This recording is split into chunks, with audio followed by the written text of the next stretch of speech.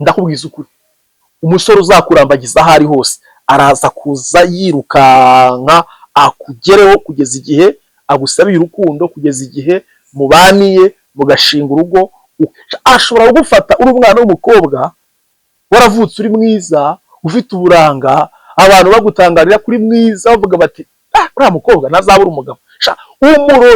Umurozi kaza akakuzinga, akazinga urushako rwawe, ukajya uhura buri gihe n'abasore bagutereta bakurambagiza, ariko bose ugasanga baragucika ntabwo uzi ikibatwaye, ugashakisha amakosa wakoreye ukayabura.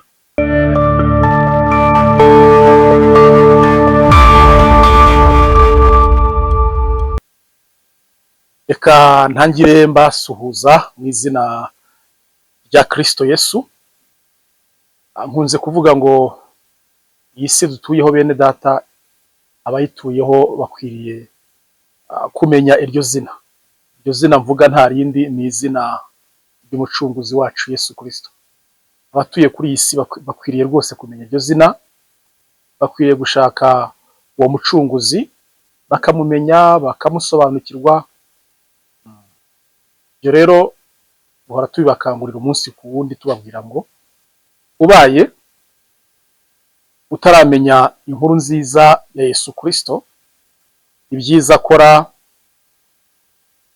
umugisha atanga, agakiza atanga, ushatse rwose uyu munsi nawe waza gufata icyemezo ukakira agakiza, ugakizwa ukava mu byaha.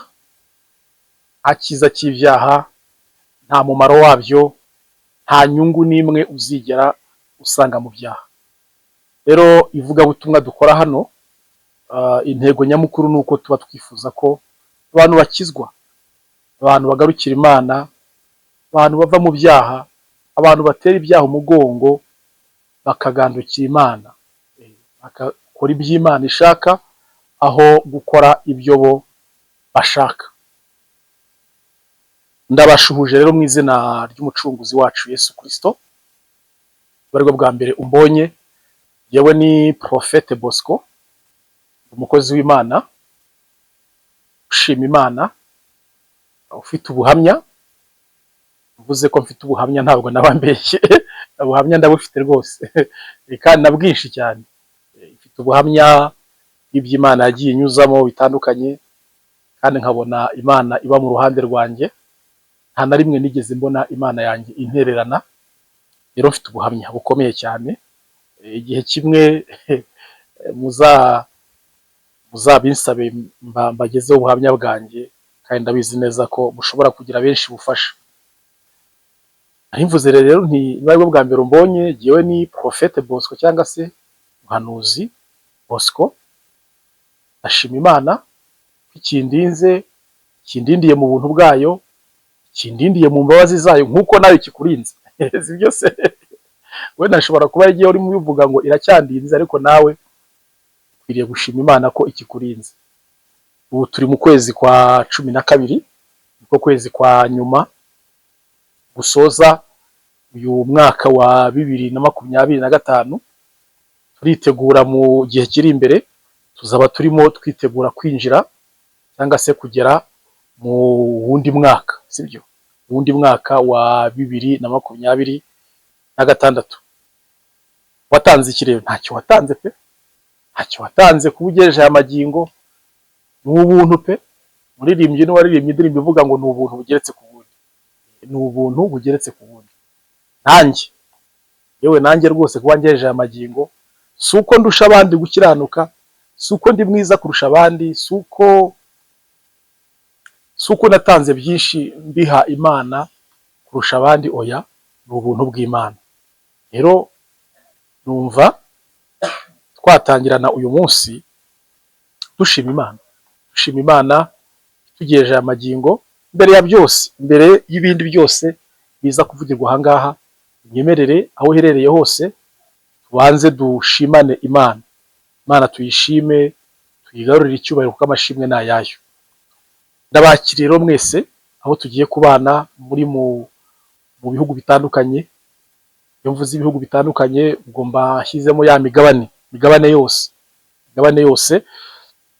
abari ku mugabane wa Afurika, abari ku mugabane w'Uburayi, abari muri Leta Zunze Ubumwe za Amerika, abadukurikira bari mu bihugu by'Abarabu na za Australia hose cyane, sibyo?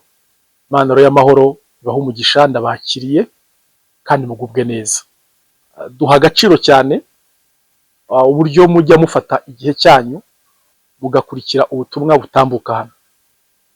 Buriya iyo mufashe umwanya mugakurikira ubutumwa butambuka hano, ni ibintu duha agaciro cyane, tubiha agaciro cyane cyane cyane, tubihereza agaciro. Imana rero ishimwe, ihabwe icyubahiro ku bwawe we tugiye kubana muri uyu mwanya.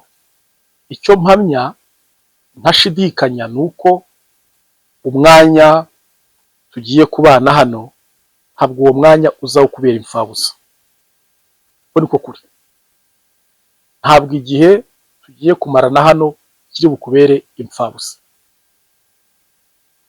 Kandi ibyo ngibyo ndabizi neza ko mu gihe kiri imbere uzampa ubuhamya,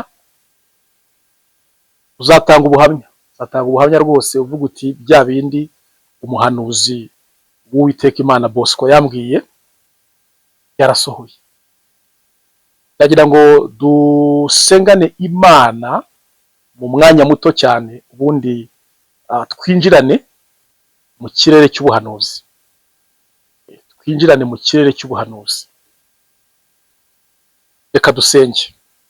Nyagasani Mana ishobora byose, Mana yo kubahwa, Mana yo kwizerwa, umutunzi w'imbabazi nyinshi, Imana igira neza, Imana yuzuye ubuntu ndetse n'urukundo, Imana ivuga bikaba, Imana ibasha gutegeka bigakomera, Imana ibasha guhindura ibyanze guhinduka. Reka tugushime kandi tuguhimbaze kuba wongeye kuduha aya mahirwe yo kuboneka aha hantu. Dusengeye buri muntu wese ufashe igihe cye, ufashe umwanya we, yakabaye ari mu bindi ariko agafata kino gihe kugira ngo agihe Imana, aramye Imana, ahimbaze Imana, yumve icyo Uwiteka Imana avugana nawe. Aba bantu bose ndabakweretse Nyagasani Imana igira neza. Uvugana n'ubwoko bwawe, uvugana n'abantu bawe, twiteguye muri aya masaha kumva icyo uvugana n'imitima yacu. Icyo namaganye, icyo nsenze ncyaha, ni amajwi yose ya kirogoye. Ibitavuga Imana nibituze. Niko umuririmbyi yaririmbye indirimbo aravuga ngo ibitavuga Imana nibituze. Mu izina rya Yesu ndasenze nanjye Mana muri aya masaha, ibitavuga Imana ni biceceke nibituze. Abarozi nibatuze, abadayimoni baceceke, abazimu nibaceceke, imbaraga zose za gishetani, imyuka ya gishetani yose itavuga Imana ni ceceke mu izina rya Yesu. Icyo duhaye ikaze ni ijwi ry'Uwiteka Imana risumba andi mazina yose, ariyo rya Kristo Yesu. Turihaye ikaze rero kugira ngo rivugane natwe muri uyu mwanya wose tugiye kumara hano. Urakoze Mwuka Wera, urakoze Mana yacu ko ugiye kudushyigikira, uri mu ruhande rwacu, kandi buri muntu wese Mana uri hano agiye guhura n'imbaraga zawe mu buryo budasanzwe.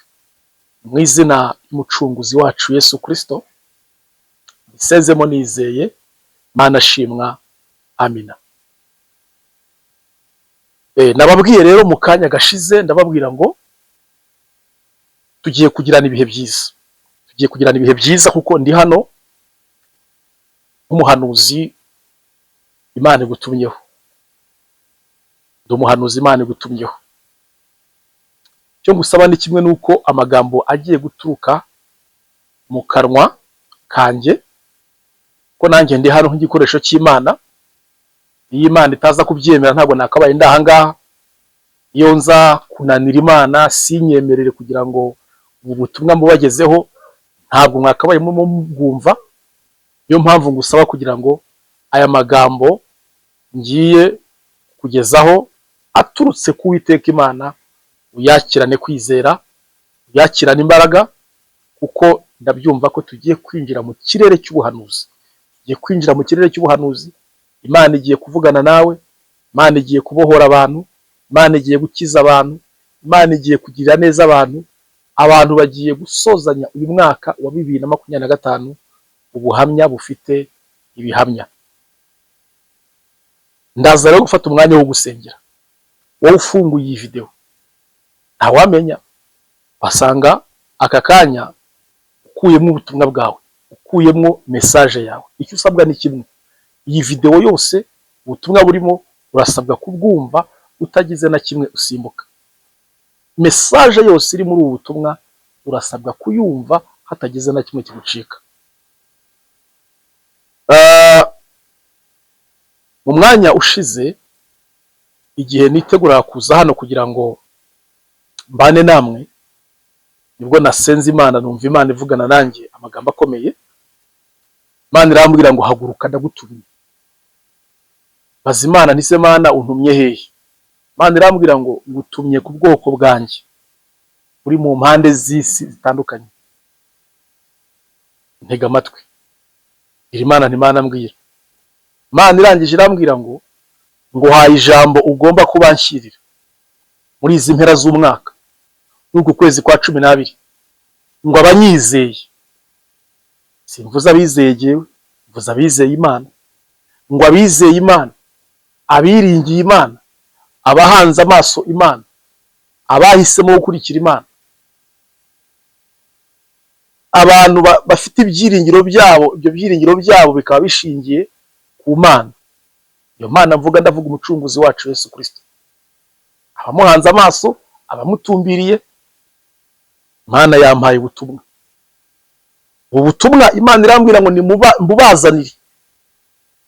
Kandi ikintu cyantangaje nuko Uwiteka Imana yambwiye ngo abo bantu banyiringiye, banyizeye, bampanze amaso, ibyiringiro byabo bishingiye kuri jewe Uwiteka Imana, bari mu bice bitandukanye by'isi.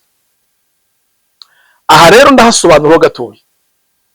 Ushobora kuba uri Burayi, buno butumwa burakureba. Ushobora kuba unkurikiye uri muri Leta Zunze Ubumwe za Amerika, buno butumwa burakureba. Ushobora kuba uri mu bihugu by'Abarabu, ubu butumwa burakureba. Ushobora kuba yewe uri n'ahangaha muri East Africa, muri ibihugu by'abaturanyi, uri Congo, Uganda, Tanzania, Kenya, Uganda, hose hano muri East Africa, ubutumwa burakureba. Impande z'isi zitandukanye, ibice byose uherereyemo aho hose, igifite agaciro nukuba ibyiringiro byawe ubishyize ku Mana.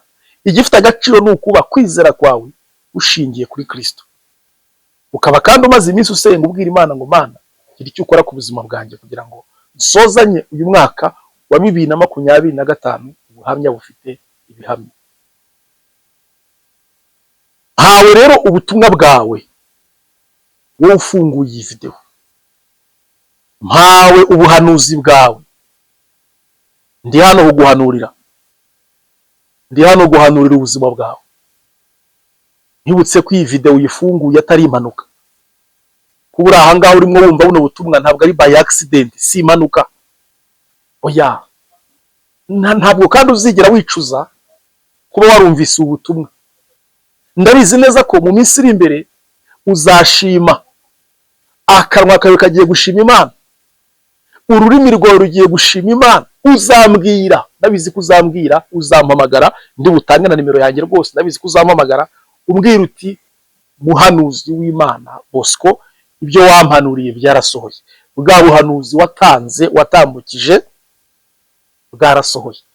Kuko nabonye nyuma y'abantu kumva ubutumwa, nabonye imirongo minini cyane y'abantu, minini, yari imirongo minini cyane, imirongo miremire cyane.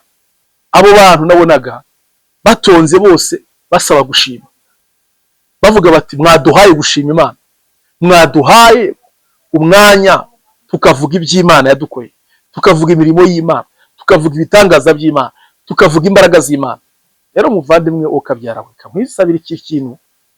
Hari ukuntu buri ubuntu bw'Imana bumanuka, hari ukuntu buri ya favor y'Imana imanuka, hari ukuntu buri Imana igira gutya ikavuga ngo iki ni igihe cyo gutanga umugisha ku bwoko bwanjye, ugasanga urarangaye. Wirinde kurangara, iby'Imana igiye kuvugana nawe ubicakire, ubisingire. Nakubwiye ngo turaza kuba cyane mu kirere cy'ubuhanuzi, turaza kuba cyane mu mwuka w'ubuhanuzi.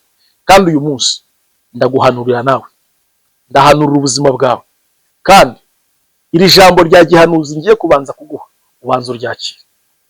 Numvise rero Imana mu mwanya ushize ubwo nitegura kuza hano, Imana irambwiye ngo nze mbabwire ngo muri uku kwezi kwa 12 ariko kwa nyuma gusoza uyu mwaka wa 2025 ngo Imana ije guhumanura ubuzima bwawe. Sinzi niba aya magambo mvuze aturutse ku Mana muyumvise. Buriya reka mbabwire bavandimwe, biragoye cyane guhanurira umuntu ufite ibibazo atinzemo. Ni ibintu bigoye cyane. Hari igihe umubwira ngo Imana iragutabaye ntabyumve. Hari igihe ubwira umuntu umaze igihe arwaye ngo Imana iragukijije ntabyumve. Ariko bene data, maze iminsi mbabwira ngo ijambo Imana ivuze ringana n'icyo ikoze. Umunsi uzabona Imana ibumbuye ururimi rwayo ikavuga ngo mwana wanjye ndagutabaye, uzahite wakira ubwo butabazi bw'Imana. Imana nikubwira ngo nguhinduriye amateka, uzahite utangira kwibona nk'umuntu Imana yamaze guhindura amateka, yatangiye guhindura amateka. Imana nikubwira ngo ngukuye ku rwego rumwe wari uriho ngushyize ku rundi rwego, ibyo uzahita ubyakira vuba na vuba, kuko ijambo Imana ivuze ringana n'ikikoze. Imana ibantumyeho muri uku kwezi kwa 12 kwa 2025, niko kwezi kwa nyuma. Imana ngo izanywe no guhumanura ubuzima bwawe. Reka mbaze nkwibutse muvandimwe, tujya tugira ibiduhumanya. Wenda ningira umwanya ashobora gusobanura ibintu bijya bihumanya ubuzima bwacu. Number 1, icyambere gihumanya ubuzima bwacu ni ibyaha. Ni nayo mpamvu ubutumwa ndimo ntanga, niba wowe wibereye mu kirere cy'ibyaha, mu buzima bw'ibyaha, umenye neza ko iyi message ntabwo irimo ikureba kabisa. Ariko nanone sinaguciraho iteka, kuko uramutse ufashe icyemezo cyo gukizwa ugatera ibyo byaha umugongo, ugasaba Imana imbabazi, Imana yakubabarira, hanyuma nawe ubuzima bwawe bugahumanuka, hanyuma nawe amateka yagahinduka, hanyuma nawe ugahura n'ineza y'Imana, hanyuma nawe ugahura n'umugisha w'Imana, hanyuma nawe impundi wowe zikavuga, hanyuma nawe Imana, haleluya, ikaguha ubugingo buhoraho. Duhumanywa n'ibintu byinshi bitandukanye. Kimwe mu biduhumanya harimo ibyaha, gutura mu buzima bw'ibyaha, kuba mu byaha. Bakaguha ubutumwa ngo kizwa, ihane, ukabitera umugongo ntubyumve. Ariko uyu munsi ndakwinginga mwene data, niba warahumanyijwe n'ibyaha, ibyo byaha wabitera umugongo ukabivamo. Wafata icyemezo. Muri ibi bintu waririmbye indirimbo ivuga ngo guhinduka birashoboka, ngo biterwa n'icyemezo umuntu yahisemo. Rwose uyu munsi wahinduka, uyu munsi wafata icyemezo ugakizwa, uyu munsi wagarukira Imana, uyu munsi nawe amateka yawe yahinduka, abakuzi mu mateka y'ibyaha, amateka yawe yahinduka, Imana yaguhumanura, ibyo byaha ukabivamo. Ariko ibyo biraterwa n'icyemezo cyawe cyiza ufashe cyo kuzibukira ibyo byaha wari warijanditsemo. Hari abantu bahumanywa bagahumanywa n'ibyaha, ibyaha ugasanga nibyo byaragiye bifunga umugisha wawe, bifunga amahirwe yawe. Ibyo rero kuguhanurira nkubwira ngo Imana iraguhumanuye kandi wowe wibereye mu buzima bw'ibyaha, ndakubwiza ukuri, niyo bagusengera bakurambitseho ibiganza, bakanagukandagira hejuru n'amaguru yabo, bakakuramburaho za Bibiliya gute, bakavuga amagambo runaka y'Imana ku buzima bwawe, nta mugisha wabona, nta kintu cyitwa ineza y'Imana cyakugeraho, kubera ko uri mu buzima bw'ibyaha, utuye mu byaha. Niyo mpamvu uyu munsi ndakwinginga kubw'imbabazi z'Imana ngo ufate iki cyemezo cyiza nakubwiye cyo kwihana. Fata icyemezo wihane, fata icyemezo uve muri ibyo byaha, fata icyemezo usohoke muri ibyo byaha byakuziritse, wabaye imbata yabyo. Aho ni ahantu hambere tujya duhumanira. Ikindi kintu cya kabiri cyo gihumanya ubuzima bwacu ni abarozi. Abarozi bashobora kuguhumanya muvandi. Rimwe na rimwe hari igihe tuvuga yuko abarozi bashobora guhumanya ubuzima bwawe, ugasanga abantu barabara aho ngaho barapfa gupinga ibintu batanabizi. Reka nkubwire muvandimwe, nicare neza ubundi ubyumve neza. Umurozi ashobora kuguhumanya ukabaho mu buzima bwo kwizengurukaho. Ndatanga wenda example iri typique cyangwa se ingero zumvikana. ukaba ufite iseta ucururizaho n'abandi, bo bagacuruza wowe ugahomba kugeza igihe ya seta uyikingiye. Si uko utita ku bakiriya, si uko udafata neza abakiriya, ariko ugasanga hari umuntu wakugiriye yaravuga ngo uriya muntu runaka ntagacuruze, ntagatere imbere, ntakabona abakiriya. Neza neza umurozi akakuzinga, cyangwa se umurozikazi akakuzinga, akazinga ibicuruzwa byawe, akazinga bizinesi zawe, akavuga ngo ntuzigere n'umunsi n'umwe ugira icyo ugeraho. Cyo twita kuguhumanya. Natanga urundi rugero rwa kabiri. Umurozi cyangwa se umurozikazi, ndanashima n'Imana yuko Imana ivuga mu ijambo rye ikavuga ngo umurozi cyangwa se umurozikazi ngo ntakabeho. Si ntukanye cyangwa se sibyo mimbye, ni Bibiliya ibivuga. Bibiliya iravuga ngo umurozikazi ntakabeho. Ntakabeho. Imana irabizi ubugome bwabo. Imana izi ubugome bw'abarozi, Imana izi ubwicanyi bwabo, Imana izi ubucuyi bwabo. Imana irabuzi ubucuyi bw'abarozi, ubugome bwabo Imana irabuzi. Niyo mpamvu muri Bibiliya havuga ngo umurozi ntakabeho. N'umurozi cyangwa se umurozikazi ashobora gufata uri umwana w'umukobwa waravutse uri mwiza, ufite uburanga, abantu bagutangarira kuri mwiza, bavuga bati uriya mukobwa ntazabura umugabo. Umurozikazi akakuzinga, akazinga urushako rwawe, ukajya uhura buri gihe n'abasore bagutereta bakurambagiza, ariko bose ugasanga baragucika, ntabwo uzi ikibatwaye. Ugashakisha amakosa wakoreye ukayabura, ugahora mbese mu ruzerero nk'urwo ngurwo kugeza igihe ugumiwe, ukagumirwa. Cyo bita kugumirwa, cyo bita wa mwuka wo kugumirwa. Hari abatari babizi ko izi ndwara zo kwa muganga hari n'abarozi basigaye baziroga. Nshuti yanjye muvandimwe, kuki ntangiye mvuga aya magambo? Nakubwiye ngo mukanya ndaza kuba ntangiye guhanurira ubuzima bwawe. Ndaguhanurira uyu munsi, murahiye mu izina ry'Uwiteka Imana amamagaye. Ndahanurira ubuzima bwawe, kandi amagambo y'ubuhanuzi ari bwinjire mu matwi yawe araza kuza aturutse ku Mana, kandi Uwiteka Imana araguhaye amagambo y'ubuhanuzi kugira ngo akugirire neza, kugira ngo aguhumanure, kuko Imana ikuntumyeho kukubwira ngo muri uku kwezi kwa 12 gusoza uyu mwaka wa 2025 ngo Imana izanywe no guhumanura ubuzima bwawe. Utarahumanuka, Imana itaraguhumanura, ntacyo wabona. Imana itaraguhumanura, nta mugisha wabona. Imana itaraguhumanura, wa mukobwa we, abasore bose bazagutereta, bazakurambagiza, nta n'umwe uzigera ubona ukubwira ngo tujye mu rugo, ubu umugore wanjye, tugire umuryango, tugire abana. Reka da. Cyakoze ikintu nakubwira, uzajya uhura n'abasore bagutereta bafite icyo bagushakaho, nta kindi ni ukuvuga ngo ni ukuryamana nawe bakigendera. Kandi ibyo rero ntabwo nawe wabivamo, binakugeza ahangaha warabirambiwe, usigaye uvuga uti ariko se nta basore bazima bakibaho bafite gahunda yo gushaka? Wabakura hese? Ntabwo abo ngabo mushobora guhura kandi ubuzima bwawe buhumanye. Reka da. Satani ikintu akora aguhuza nyine n'aba basore Bibiliya yita ngo ni ibigoryi. Bamwe baba bifuza ko muryamana, yamara kubona umubiri wawe agaca akagenda. Ntega amatwi cyane mwene data uri munyumva, nkurikira neza, kuko aya magambo arimo ubuhanuzi bukomeye. Kuko mpawe ubuhanuzi bwawe muri uku kwezi kwa 12, mbwiwe n'Imana kukubwira yuko izanywe no guhumanura ubuzima bwawe. Urahumanuka, urasoza uyu mwaka wa 2025 uhumanutse, kuko Imana irabona yuko uriya mwaka tuzatangira wa 2026 ugomba kuzawutangirana umugisha w'Imana, ugomba kuzawutangirana kugira neza kw'Imana, ugomba kuzawutangirana amahirwe y'Imana. Ibyo rero ntabwo wabyinjiramo utabanje guhumanuka. Birasaba yuko Uwiteka Imana abanza guhumanura ubuzima bwawe.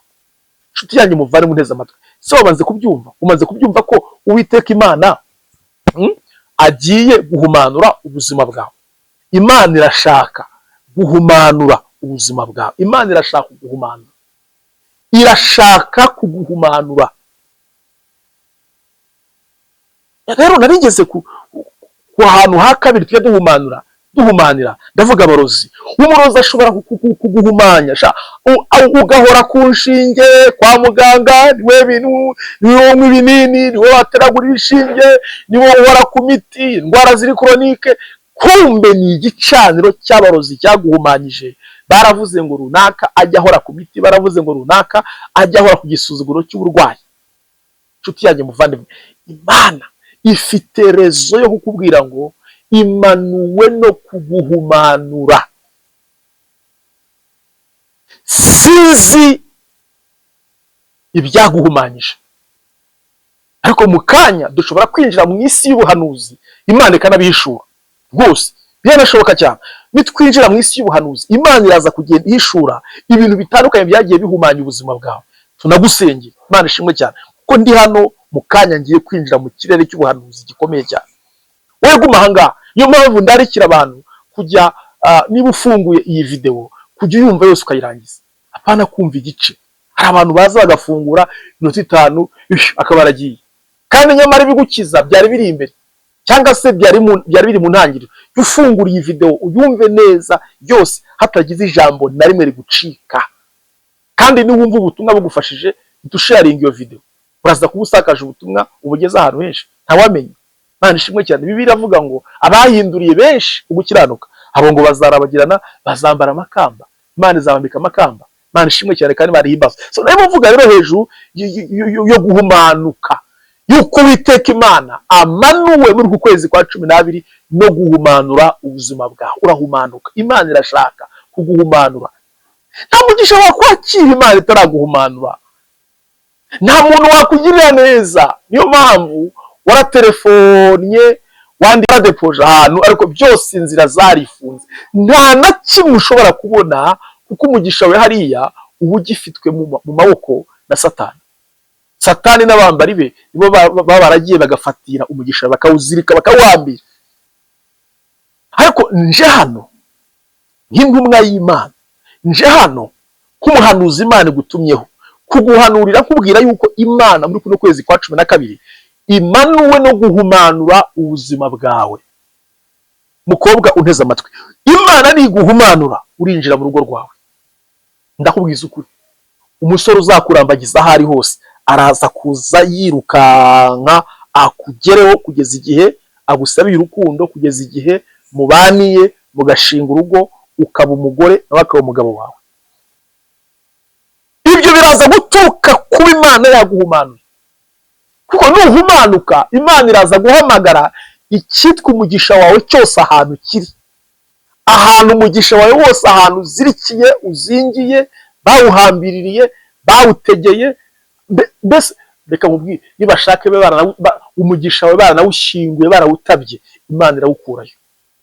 Ariko first of all, mbere ya byose, nuko Imana ishaka kubanza guhumanura ubuzima bwawe. Nashaka kubona abantu barimo bakira sasa rero iyi message, taza kuba turimo tuvunikira ubusa, taza kuba turimo tubwira abatumva, ariko umuntu wumva iyi message ariye, iyi message Imana imanuye izi igihe, ubutumwa Imana itanze bumanukiye igihe, ukaba wumva buno butumwa ari ubwawe. Mbese umaze iminsi ubwira Imana ngo Mana wampumanuye nanjye nkinjira mu mugisha wanjye, wampumanuye nanjye nkinjira mu bisubizo byanjye, Mana wampumanuye nkabona ineza yawe, Mana wampumanuye nkabona kugira neza kwawe, ngahindurwa amateka. Niba rero uri muri abo bantu barimo bakira buno butumwa, barimo basingira iyi message bakumva ari yabo, ndagira ngo ujye aho hantu bandikira commentaire. Hari ahantu buriya hano kuri YouTube tuba tubona bandikira za commentaire. Wewe wijyamo wandika commentaire mbi, cyenda wandika uvuga uti Mana nitwa runaka, ntuyahanaha, ndagushimira kuri muvugana nanjye, ndagushimira ko uje guhumanura ubuzima bwanjye muri uku kwezi kwa 12 gusoza umwaka wa 2025. Wandika ayo magambo, ushima Imana ko Imana imanuwe no guhumanura ubuzima bwawe. Just ndagira ngo ubanze wereke Imana ko unahari. Wanze unereke Imana ko n'iby'Imana irimo kubwira uri mu byumva, uri mu byakira. Kuko buri ikintu umuntu ashyize mu nyandiko uri mu cyandika, noneho ntabwo kiba kiri mu nyandiko gusa, kiba giturutse no mu ndiba y'umutima wawe. Sinkubwiye ngo ubyandike gusa bitakurimo, wandika ariko biri no mu ndiba y'umutima wawe. Imana ishimwe cyane kandi Imana yibazwe. Semene haleluya. Mushobora kuzamurira Imana ibiganza. Imana ishimwe cyane kandi Imana himbazwe. Uwiteka Imana amanuwe no guhumanura ubuzima bwawe. So abarozi rero bashobora guhumanya, ugahora ku irembo ryo kwizengurukaho, ugahora mu buzima bwo kwizengurukaho, ugahora mu buzima bw'uburwayi, ugahorana ibicaniro by'indwara, ugahorana ibicaniro by'ubukene, ugahorana ibicaniro by'ubugumba, ugahora mbese mu bibazo gusa. Abantu rero ubwo usanga ibintu byose ngo twarabyise ngo ni ubushake bw'Imana, kandi nyamara wakwinjira mu isi y'umwuka ukaba wanasanga igituma utinjira mu masezerano yawe, igituma utabona umugisha wawe Imana yakuvuzeho, hari imbaraga z'ikuzimu cyangwa se z'abarozi zagiye zifata umugisha wawe zirawudanangira. Imana ikuntumyeho kuri uyu munsi wa none igiye guhumanura ubuzima bwawe. Mwene data, ndagira ngo nze gusengana nawe, ndaza gusengana nawe, kandi ndaza kwinjira mu kirere cy'ubuhanuzi. Ndabyumva ko ngiye kwinjira mu kirere cy'ubuhanuzi, kandi koko ndabyumva. Uwiteka Imana ndumva atangiye kunganiriza ibintu bikomeye, ndumva umwuka w'Imana atangiye kunzanira ibintu byinshi ngomba kubwira aba bantu mwese mukurikiye buno butumwa. Alakoti ene my glory. Ndagira ngo aho uri ubanze usengere mu mutima wawe, ushima Imana, ubwira Imana ngo Mana, ndagushimira ko ugiye kumpumanura, ndagushimira ko Mana urimo uhumanura ubuzima bwanjye. Si nawe gusa, hego ushobora gusanga n'abana bawe barahumanye utabizi. Ushobora gusanga n'abana bawe, nongere mbisubiremo, barahumanye, barabahumanyije. Banyumva neza? Abarozi baragize gutya bagahumanya abana bawe. Ibyo bibaho. Twigeze kuba twasengera umumama umwe, yari afite umwana ugejeje imyaka 7. Uyu mwana ataravuga, umwana yiciraho inkonda gusa. Abarozi baragiye bafata uwo mwana bamutambaho ibitambo, bamubuza kuvuga, bamuteza uburagi. Umwana akaba yiciraho inkonda gusa ku myaka 7, umwana yakaba atarimo avuga. Kandi uwo mwana avuka, yavutse nta kibazo afite. Ariko bigezemo hagati, abarozi barahaguruka baravuga bati no, dushobora kwemera kuri ya mwana nageze igihe cyo kuvuga azavuga, no, reka tumuteze uburagi. Ndabyibuka uwo mwana baramunzaniye ndi mu kirere cy'amasengesho, nari mu masengesho cy'imbaraga, nari mu masengesho yo gusengera ibyifuzo. Mana ishimwe cyane, cyari icyumweru cyo gusengera ibyifuzo. Baramuterura baramuzana, bamusangisha narindi. Ndasenga ngo ntangire gusenga, numva Imana imbwira ngo uriya mwana yatambweho ibitambo kandi abarozi bamuteye umwuka w'uburagi. Ndasenga nkubita ibyo bitambo bamutambyeho, ndabisandaza, ndabirimbura, birimbuza amaraso ya Yesu. Nyuma y'iminsi 2 umwana atangira kuvuga. Imbabwira byabayeho after 2 days, iminsi 2, après 2 jours, nyuma y'iminsi 2 umwana atangira kuvuga. Wa mwuka w'uburagi uramurekura. Wa mwuka w'uburagi uramurekura. Umwana atangira umuntu yamucaho ati, umwana agatangira kuvuga, atangira guhamagara papa, atangira guhamagara mama. Ubu uyu munsi wumvugira ahangaha, umwana ni muzima, umwana aravuga. Iyo ngeze muri iyo famiye, kawenda ibyo mbireke, ariko amareke. Ariko iyo ni imirimo y'Imana nabonye. So hari ubwo ushobora gusanga n'abana bawe uyu munsi barahumanyijwe wowe utabizi. Hari ushobora gusanga ababyeyi bawe barahumanyijwe utabizi. Hari ushobora gusanga uwo mukuru wawe cyangwa se murumuna wawe yarahumanyijwe utabizi. Akira ubu butumwa, umviye iyi message, akira ubuhanuzi. Niba hari n'umuntu udafite kwizera wamwizerera, mwizerere. Wizere uvuga uti Mana, sijye gusa nizereye na runaka Mana, ndamwizereye nawe umuhumanure. Haleluya, haleluya. Takubwire muvandimwe, ikirere cyo guhumana utinzemo, Imana nikigukuremo mu izina rya Yesu.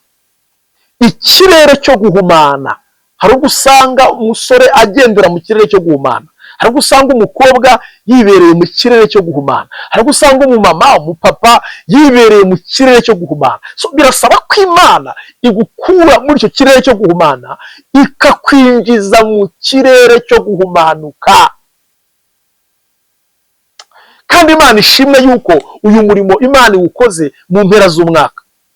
Mbega byiza, mbega gusozanya ubuhamya bufite ibihamya, mbega gusozanya uyu mwaka amashimwe, mbega kuba Imana igiye guhumanura mu kwezi kwa 12. Nta kintu urimo wumva mwaho ngaho, ntacyo urimo wumva Imana irimo gutegurira. Haleluya. Muri 2026 ubwo nta kintu urimo ukura wumva Imana irimo guteganyiriza, Imana irimo igutegurira mu gihe kiri imbere. Zamura kwizera, Imana ihumanura ubuzima bwawe. Oh haleluya. Abantu bumva batangiye guhumanuka, abantu bumva batangiye kumva ineza y'Imana, abantu bumva batangiye kumva Imana iri guhumanura ubuzima bwabo, bakomeze kugenda bandika muri comment babwira Imana, bayibwire ngo Mana turagushimira kurimo uduhumanura, turagushimira kuri guhumanura abana bacu, turagushimira kuri guhumanura ingo zacu, turagushimira kuri guhumanura ubuzima bwacu, turagushimira kuri guhumanura amazina yacu, turagushimira kuri guhumanura oh haleluya barumuna bacu, bakuru bacu, imiryango yacu, amafamiye yacu, turagushimira ko Mana uri kugenda uhumanura. Haleluya haleluya haleluya haleluya haleluya. Natumwe n'Imana kuguhanurira uyu munsi, usengana nawe uyu munsi, kugucomokora mu kirere cyo guhumana, nkagucomeka mu kirere cyo guhumanuka. Uyu munsi ikirere cyo guhumana ndakigucomokoramo mu izina rya Yesu, urakivamo mu izina rya Yesu. Hari Imana iri bugucomokore mu kirere cyo guhumana, iri bugukure mu kirere cyo guhumana, kuko Imana yabibonye ko gitinzemo, Imana yabibonye ko icyo kirere cyo guhumana ukimazemo igihe kirekire. Umwami Yesu Kristo nashimwe cyane. Babara urubanza umpera Imana icyubahiro, babara urubanza umpera Imana icyubahiro, kuko ni icyayo. Ninde wakwambura Imana icyubahiro se? Icyubahiro ni cy'Imana, icyubahiro ni cy'Imana. Banza umpera Imana icyubahiro, banza uzamure ku biganza byawe, Imana uyimpera icyubahiro. Nunabishobora ujya aho hantu bandikira commentaire wandike uvuge ngo Mana icyubahiro ni icyawe, nguhaye icyubahiro ko uri guhumanura ubuzima bwanjye, nguhaye icyubahiro Mana ko uri kuncomokora mu kirere cyo guhumana, ukaba urimo uhumanura amazina yanjye, ukaba urimo uhumanura ubuzima bwanjye. Ndashaka kubona abantu benshi barimo bakira guhumanuka. Yes, abantu benshi barimo bumva guhumanuka, abantu benshi barimo bumva Imana iri guhumanura ubuzima bwabo. Ndashaka kubabona mwatangiye kwandika muri commentaire mushima Imana. Imana ishimwe cyane ko Imana iri guhumanura, kuko aho mvugira ahangaha ndumva Imana imbwira ngo umurimo yawe utangiye, akazi Imana yagatangiye, umurimo Imana yawe utangiye wo guhumanura tayari byatangiye. Bela osti ene my glory.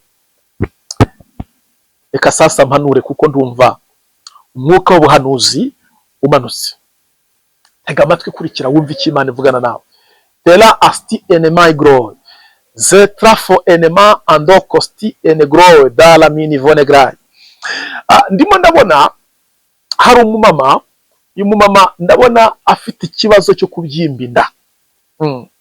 Uyu mumama afite ikibazo cyo kubyimba inda, kandi Imana irimo irambwira ngo uherutse kujya kwa muganga. Kwa muganga baguhaye imiti, imiti urayinywa, aho kugira ngo inda ibyimbuke uri mu kubona inda ikomeje kugenda ibyimba. Imana irimo irambwira ngo Uwiteka Imana ishobora byose. Hagaritse gatoya.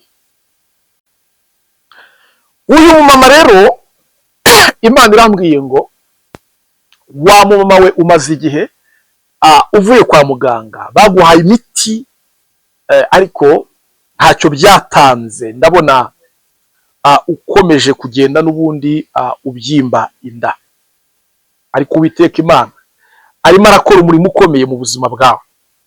Imana irimo irakora umurimo ukomeye mu buzima bwawe. Aka kanya aho mvugira ahangaha, uko kubyimba inda Imana irabihagaritse mu izina rya Yesu. Ndabona inda yawe ibyimbutse, Uwiteka Imana abikoza aka kanya. Imana iraguhumanuye kuko bari baraguhumanyije. Ndumva Uwiteka Imana ambwira ngo wari warahumanyijwe, niyo mpamvu wagiye kwa muganga baguha imiti barakuvura ariko byaranze, uri mu kubona inda ikomeza kugenda ibyimba. Kuri uyu munsi wa none akira guhumanuka, Imana ibyimbuye iyo nda mu izina rya Yesu. Watangiye kumva ugiye gupfa, watangiye kumva urupfu rurimo rugusatira, mu izina rya Yesu uri uwo kubaho. Imana irambwiye ngo ntabwo uri uwo gukenyuka. Imana iragukijije, Imana iraguhumanuye. Maze igihe inda ubona igenda ibyimba, ariko Uwiteka Imana aguhaye kubyimbuka iyo nda, urahumanutse mu izina rya Yesu. Aho bari baraguhumanyirije, Imana ibyo bakoze byose ku buzima bwawe, Imana irabisenye, Imana irabirimbuye mu izina rya Yesu.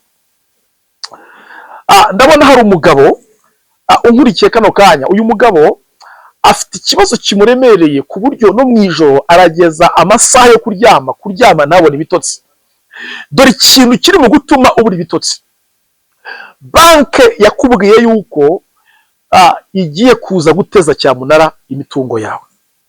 Urihebye, aho wagerageje hose kugira ngo urebe ahantu wakura ubwishyu bw'umwenda ufite, ideni ufite, byaranze. Wiyambaje inshuti biranga, wiyambaje abavandimwe biranga, waragerageje ibisabwa byose biranga. Uri mu kubona kandi itariki baguhaye yo kugira ngo baze guteza cyamunara imitungo yawe yegereje. Imana iravuze ngo inzira zayo si nk'iz'abantu. Mbonye Imana inyura mu nzira utazi. Uranyumva wa mugabo we? Mbonye Imana inyura mu nzira udakeka. Mbonye Imana ikoresha umuntu utibwiraga.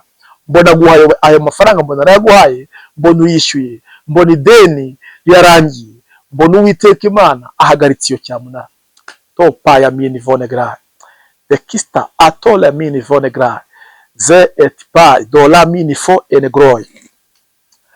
Hano kuri uyu muyoboro hari umwana w'umukobwa warimo wumva ubutumwa, wakiriye mesaje ko muri ku kwezi kwa 12 Imana imanuwe no guhumanura ubuzima bwacu. Ndakubona mu isi y'umwuka buno butumwa bwakiriye, urabwizeye. Umaze gupfusha ubukwe inshuro 3. Uranyumva neza mukobwa we? Umaze gupfusha ubukwe inshuro 3. Nuko Imana imbwiye, ndabona upfusha ubukwe inshuro 3. Ubukwe neza neza ubona bwari bugiye kuba, ukajya kubona ukabona ku nshuro ya mbere burapfuye, ku nshuro ya kabiri burapfuye, ku nshuro ya gatatu bugapfa. Upfushije ubukwe gatatu. Imiryango yabwiwe, abantu babimenye, abantu babyiteguye ko ubukwe bugomba kuba, nawe ama invitation yatanze. Bese abantu benshi baza amakuru yawe ko ufite ubukwe, ukajya kubona ukabona ubukwe burapfuye. Imana irambwiye ngo bari baraguhumanyije, baravuga ngo ntuzigere wubaka, ntuzigere ushinga urugo kuri iyi nshuro ya none. Imana irambwiye ngo wari ufite umufiance muri kumwe, ufite ubwoba ko mutazanagumana, ufite ubwoba yuko n'imyiteguro nayo murimo bizapfa, bizahagarara. La koti enema adolesti enegroi. Imana irambwiye ngo witinya wa mukobwa we, kuko umutima, kuko Uwiteka Imana kuri inshuro ndafashijwe kuri inshuro Imana iraguhumanuye kandi igukoreye ubukwe byihuse kandi bugenze neza. Mbonye Imana ikubakira, mbonye kandi uzagira urugo rwiza, mbonye iyo gahunda yajyaga kubaho mbi yo gupfusha amakwe, yo gupfusha ubukwe, ntabwo bizongera kubaho kuri inshuro. Mbonye uwo muri kumwe mu bana, Imana ibigenza neza, irabubakira kandi bigenda neza, ibaha urugo rwiza. Dala osti enema de la vole grai de la asto enema igroi. Haleluya, haleluya. Odimini fo esta adograi de la. Hano harimo umuntu ukurikiye buno butumwa, wumvise message ko Imana imanuwe no kuduhumanura. Imana irimo irakunyereka uri mu kugenda muri iyi minsi utakaza ibiro. Ibiro byawe birimo biragenda bitakara, kandi suko wabuze ibyo kurya, suko ukennye, suko utarya, ariko uri kugenda unanuka, amaraso ari kugenda gushiramo. No kwa muganga wagiyeyo basanga nta maraso ahagije ufite mu mubiri. Imana irimo irambwira ngo hari ibintu bikonka kuri iyi nshuro. Uwiteka Imana arakubakiye wa mukobwa we, Imana irakubakiye. Ntabwo ubukwe buri bwongere gupfa, oya, ntabwo buri bwongere gupfa. Imana irakubakiye mu izina rya Yesu. To edbando kosti enegroi de la zelato panegrai de la sti enevenegrai. Haleluya, haleluya, haleluya, haleluya, haleluya, haleluya, haleluya. Uyu muntu rero uri kugenda unanuka mu buryo navuga ngo buteye ubwoba, kandi ntiwabuze ibyo kurya urarya, ariko wapi, uri kugenda ushiramo. Hari ibintu by'amahembe bari baragutumye bigenda bikonka. Rimwe na rimwe hari n'igihe ujya wumva mu rubavu rwawe rw'iburyo kumva hari ibintu birimo bigushingamo nk'amahembe. Ayo mahembe abarozi bari baragutongereye, bari baraguhumanyishirije, mu izina rya Yesu nagusohokemo, nakurekure. Garukana umubiri muzima, garukana umubiri muzima. Imana iguhaye kongera kugarukana umubiri muzima mu izina rya Yesu. Ndabona Imana igiye kuguha amagara mazima. Imana iguhaye umubiri muzima, ntabwo uri bwongere kugenda utakaza ibiro, ntabwo uri bwongere kugenda wonda unanuka mu buryo buteye agahinda, buteye isoni, buteye ubwoba. Imana iguhaye umubiri muzima mu izina rya Yesu. Guhumana kose kwari kukuriho Imana ibikuyeho. De la Costa de Venegrai. Uyu muntu baciyeho indasago, ndabona hari umuntu kano kanya Imana impishuriye baciyeho indasago. Umaze igihe ugenda n'indasago, indasago baguciyeho indasago.